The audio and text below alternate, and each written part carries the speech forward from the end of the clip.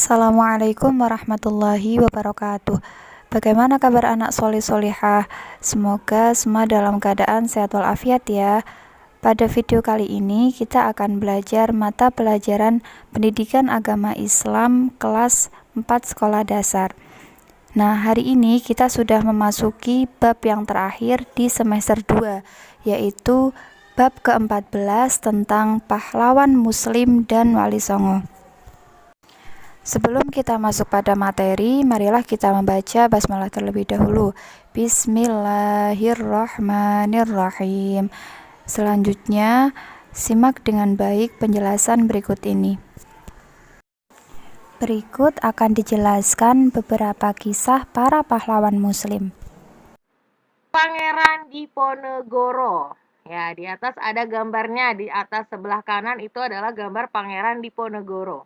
Nama asli Pangeran Diponegoro adalah Ontowiryo. Pangeran Diponegoro lahir tanggal 11 November 1785 di Keraton Yogyakarta. Ayah Pangeran Diponegoro adalah Sultan Hamengkubuwono III. Pangeran Diponegoro dididik dengan ilmu agama, budi pekerti, dan hal yang berkaitan dengan kepemimpinan. Nah, saat dewasa, dia berjiwa bangsawan dan juga ulama. Saat melawan penjajah Belanda, Pangeran Diponegoro dibantu oleh rakyat biasa, kaum santri, bangsawan, dan juga para ulama.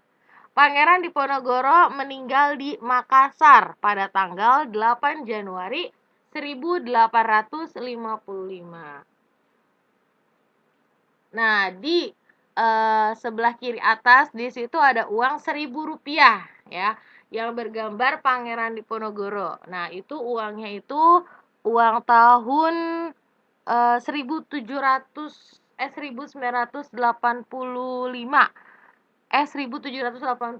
Jadi zaman sebelum kita merdeka. Ya, karena kebanyakan uang di Indonesia itu kan memakai gambar para pahlawan ya. Oke.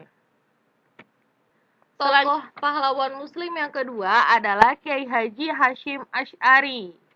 Ibu yakin mungkin beberapa di antara kalian nih di rumahnya ada ya orang tua kalian yang mempunyai gambar atau foto Kiai Haji Hasyim Asy'ari. Nah, nama lengkap Kiai Haji Hasyim Asy'ari adalah Muhammad Hasyim Asy'ari Ibnu Abdul Wahid Ibnu Abdul Halim Ibnu Abdurrahman. Kiai Haji Hasyim Asy'ari lahir di Jombang, Jawa Timur tanggal 10 April 1875. Kiai Haji Hasyim Asy'ari mendapatkan pendidikan agama dari ayahnya dan beberapa pesantren di Jawa. Beliau pernah menuntut ilmu agama sampai ke Mekah dan Madinah. Kiai Haji Hasyim Asy'ari mendirikan Nahdlatul Ulama tahun 1926 dan Partai Masyumi. Ya, di foto Kiai Haji Hasyim Asy'ari di atas itu di samping kanannya ada logo Nahdlatul Ulama. Kiai Haji Hasyim Asy'ari adalah pendiri dan pengasuh Pondok Pesantren Tebu Ireng di Jombang, Jawa Timur. Nah, kira-kira ada nggak nih ayah atau ibu kalian, atau kakek nenek kalian, atau kakak dan abang kalian yang sekarang sedang di pesantren Jombang, Tebu Ireng, atau misalnya ayah sama ibu kalian itu dulu pesantrennya di sana. Ya, mungkin mereka kenal nih, sudah paham tentang Kiai Haji Hasyim Asy'ari. Kiai Haji Hasyim Asy'ari dikenal sebagai Bapak Nahdlatul Ulama dan Bapak umat Islam abad ke-20. Kiai Haji Hasyim Asy'ari wafat pada tanggal 25 Juli 1947 atau bertepatan dengan tanggal 7 Ramadan 1366 Hijriah. Tokoh yang ketiga dari pahlawan muslim adalah Kiai Haji Ahmad Dahlan. Ya, seperti yang ada di fotonya, di samping kanannya itu adalah logo Muhammadiyah. Kiai Haji Ahmad Dahlan lahir di Yogyakarta tanggal 1 Agustus 1868 dengan nama kecil Muhammad Darwis. Kiai Haji Ahmad Dahlan dididik oleh ayahnya sendiri, kemudian belajar tafsir dan hadis dengan ulama di Yogyakarta. Selanjutnya, meneruskan ke Mekah dan Madinah. Kiai Haji Ahmad Khotib dari Minangkabau merupakan guru Kiai Haji Hasyim Asy'ari dan Kiai Haji Ahmad Dahlan. Jadi Kiai Haji Hasyim Asy'ari yang mendirikan Nahdlatul Ulama dan Kiai Haji Ahmad Dahlan yang mendirikan Muhammadiyah itu mempunyai guru yang sama, yaitu Kiai Haji Ahmad Khotib dari Minangkabau. Kiai Haji Ahmad Dahlan mendirikan Muhammadiyah tahun 1912, Pondok Pesantren Muhammadiyah tahun 1921, dan SD Muhammadiyah serta Holland Inline School atau HIS dan Sekolah Pendidikan Guru tahun 1923. Kiai Haji Ahmad Dahlan wafat tanggal 23 Februari 1923. Nah, tadi itu adalah 3 pahlawan muslim ya yang sudah kita pelajari ya. Jadi kalau misalnya kalian ada yang udah tahu beberapa, ya alhamdulillah. Kalau misalnya kalian ada yang baru tahu, berarti kalian menambah pengetahuan lagi. Selanjutnya, Wali Songo. Nah, di sini udah ada gambar 9 Wali Songo. Ya, jadi Wali Songo itu ada 9 orang. Ya, nama-namanya siapa aja sudah tertera di gambar dan di buku kalian juga ada ya di halaman 145. Ada Sunan Gresik, Sunan Ampel, Sunan Bonang, Sunan Derajat, Sunan Giri, Sunan Gunung Jati, Sunan Kudus, Sunan Kalijaga, dan juga Sunan Muria. Wali berasal dari bahasa Arab wala atau walia yang berarti dekat, yang berperan melanjutkan misi kenabian. Para wali lebih sering disebut wali songo, ya, selalu mengajak pada ajaran Islam Ahlus Sunnah wal Jamaah. Wali songo artinya wali yang 9 karena mereka ada 9 orang. Dakwah yang dilakukan Wali Songo melalui keteladanan baik dan pendekatan pada kondisi masyarakat pada waktu itu. Para Wali Songo menyebarkan agama Islamnya itu di Pulau Jawa, ya di sekitar Jawa Timur, Jawa Tengah, Yogyakarta, dan juga Jawa Barat. Yuk kita kenal dengan para Wali Songo. Pertama adalah Sunan Gresik atau namanya adalah Maulana Malik Ibrahim atau disebut juga Maulana Maghribi. Sunan Gresik berasal dari wilayah Maghribi Afrika Utara. Dia berdakwah di daerah Gresik, Jawa Timur. Wafat pada tanggal 12 Rabiul Awal di Gresik. Nah, mungkin karena dia berdakwah di Gresik maka disebutnya Sunan Gresik. Ciri khas dari Sunan Gresik adalah mampu menghilangkan sistem kasta. Ya, karena sistem kasta itu ada di agama Hindu. Kemudian orang Islam yang pertama masuk ke Jawa. Dia datang ke Jawa tahun 140 Masehi. Yang kedua adalah Sunan Ampel ya, atau nama aslinya adalah Maulana Rahmatullah atau Raden Rahmat. Sunan Ampel adalah anak dari Sunan Gresik ya dengan istrinya Dewi Chandrawulan. Berdakwah di daerah Ampel Denta dan mendirikan pondok pesantren pertama di Jawa Timur. Lahirnya tahun 1401 Masehi. Wafatnya tahun 1481 Masehi. Ciri khas dari Sunan Ampel, dia itu perancang kerajaan Islam pertama di Pulau Jawa. Dia mampu mendirikan Masjid Agung Demak. Dan dia itu mempunyai falsafah mohlimo, ya, yaitu tidak melakukan hal-hal tercela. Selanjutnya yang ketiga adalah Sunan Bonang. Sunan Bonang ya atau nama aslinya adalah Raden Maulana Makhdum Ibrahim. Sunan Bonang ini adalah anak dari Sunan Ampel dan Nyai Ageng Manila. Ya, jadi Sunan Bonang ini bisa juga disebut adalah cucunya dari Sunan Gresik karena mukanya mirip semua ya. Nah, Sunan Bonang ini berdakwah di daerah Bonang dan di Tuban, Jawa Timur. Lahirnya di Apel Denta tahun 1465 dan wafat tahun 1525 Masehi dan dimakamkan di kota Wali Tuban. Ciri khas dari Sunan Bonang, dia berdakwah menggunakan kesenian rakyat, yaitu gamelan yang disebut bonang. Nah, mungkin karena itulah dia disebutnya Sunan Bonang. Dia itu menciptakan karya sastra, yaitu suluk atau ilmu suluk. Ya, disimpan di Universitas Leiden, Belanda.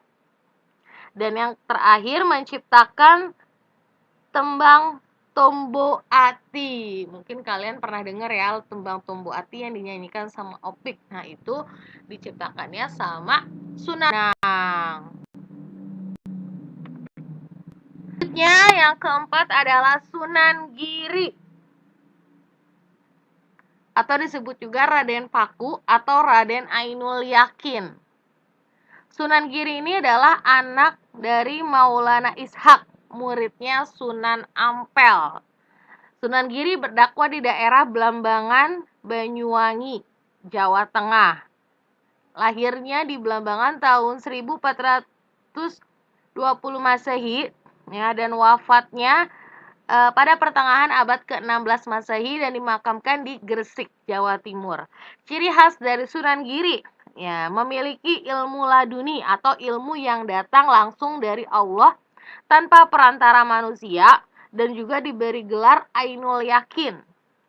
Kemudian, ciri khasnya adalah mempunyai pengetahuan yang luas dalam ilmu fikih yang disebut juga sebagai Sultan Abdul Faqih.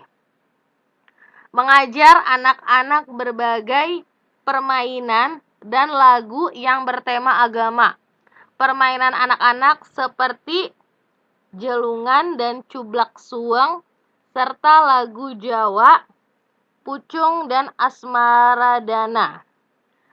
Mendirikan pesantren di desa Sidomukti, Kebonanas.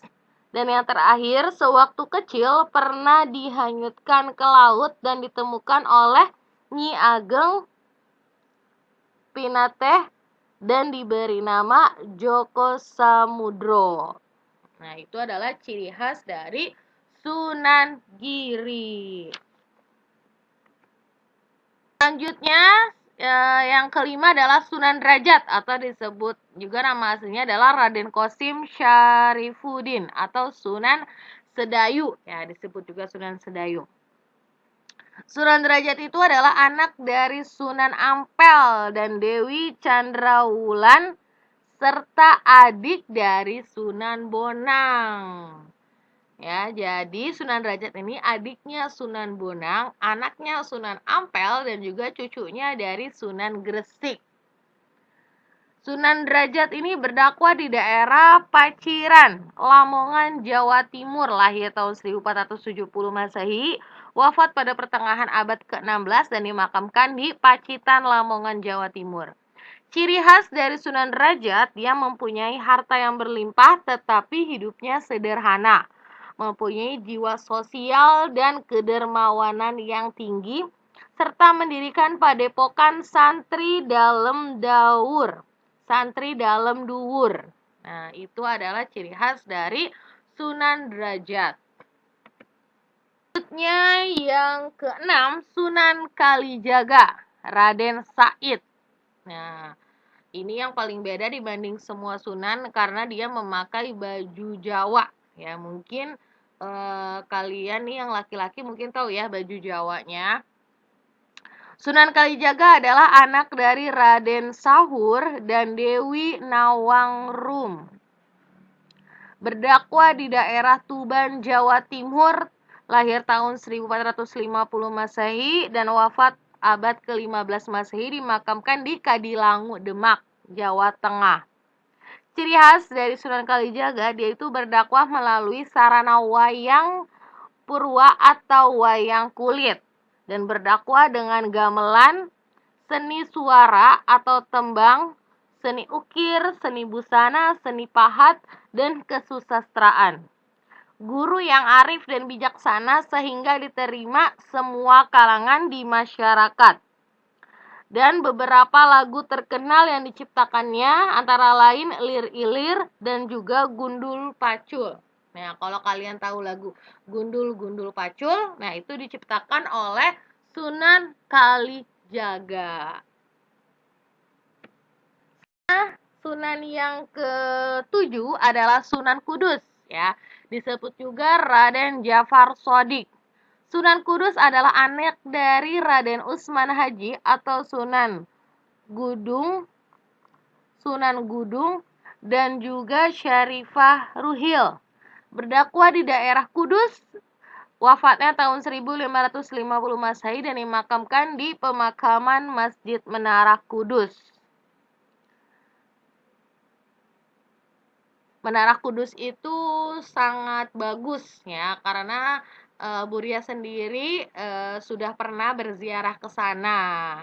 Mungkin ada nih kalian yang udah pernah ikut ayah sama ibunya berziarah, ya kan? Ataupun kalau misalnya belum, kalian bisa bertanya ke ibu atau ayah kalian, ya. Mungkin ibu atau ayah kalian itu pernah berziarah ke tempat-tempat Wali Songo. Oke, kita lanjutkan lagi ya. Ciri khas dari Sunan Kudus, pertama dikenal sebagai Al-Alim karena dia mempunyai pengetahuan yang luas meliputi ilmu fikih, usul fikih, tafsir, dan juga mantik. Kedua, guru akbar dengan aliul ilmu karena kealimannya.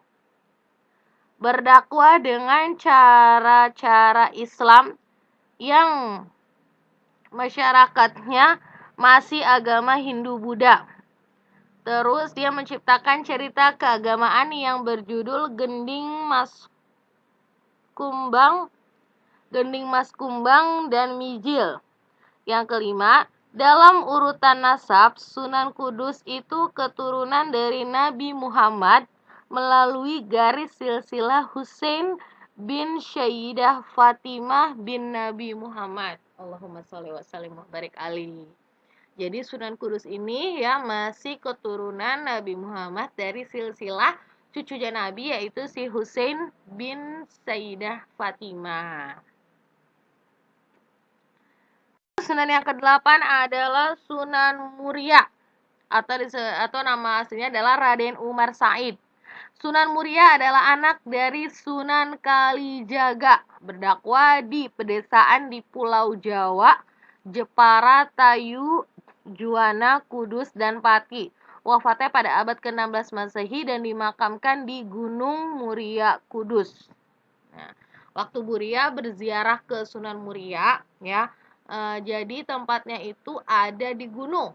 Ya, jadi di Gunung Muria, benar. Jadi kalau misalnya kita mau ke sana itu kita mesti melewati banyak anak tangga. Ya, atau seperti kayak kita mendaki gunung, ya, tapi tidak seperti gunung, ya. Banyak rumah-rumah juga di sana, tapi memang lumayan tinggi dan dia itu tempatnya benar-benar ada di atas gunung. Ciri khas dari Sunan Muria, dia itu berdakwah dengan wayang, gamelan, dan juga kesenian. Berdakwah dengan tembang sinom, ya, ramah tamah, dan juga kinanti atau gembira. Mampu menyelesaikan masalah di kalangan masyarakat dengan kealiman dan kearifan yang dimilikinya. Itulah ciri khas dari Sunan Muria. Ya, adalah Sunan Gunung Jati atau Syarif Hidayatullah. Sunan Gunung Jati ini adalah satu-satunya sunan yang berdakwah di Jawa Barat, tepatnya di Cirebon, ya. Sunan Gunung Jati adalah cucu dari Raja Pajajaran dan Prabu Siliwangi. Ayahnya Syarif Abdullah dan ibunya Nyai Rara Santang. Berdakwah di daerah Cirebon, Jawa Barat, wafat pada tahun 1570 Masehi dan dimakamkan di desa Astana Gunung Jati, Cirebon dan berusia 120 tahun. Ciri khas dari Sunan Gunung Jati mendirikan Kesultanan Pakungwati atau Kesultanan Cirebon, raja pertama yang bergelar sultan, serta mempunyai gelar Raja Padita karena dihormati oleh Kerajaan Demak dan juga Kerajaan Pajang. Nah, itu tadi ke-9 Wali Songo, ya, Sunan. Mulai dari Sunan Gresik sampai yang terakhir adalah Sunan Gunung Jati. Ya, terakhir, keteladanan yang bisa kita contoh dari pahlawan muslim dan juga para wali songo, ya. Pertama, keberanian memperjuangkan kemerdekaan dan Islam. Sabar dalam menghadapi berbagai ujian. Jiwa patriotisme dan cinta tanah air. Gigih dalam menyebarkan agama Islam, serta rendah hati ketika bergaul dengan masyarakat dan juga siapa saja. Nah, bagaimana anak solih solihah? Semoga kalian bisa memahami penjelasan tadi ya. Untuk menutup pembelajaran hari ini, marilah kita membaca hamdalah bersama-sama. Alhamdulillahirabbil alamin. Cukup sekian dari Ustazah. Wassalamualaikum warahmatullahi wabarakatuh.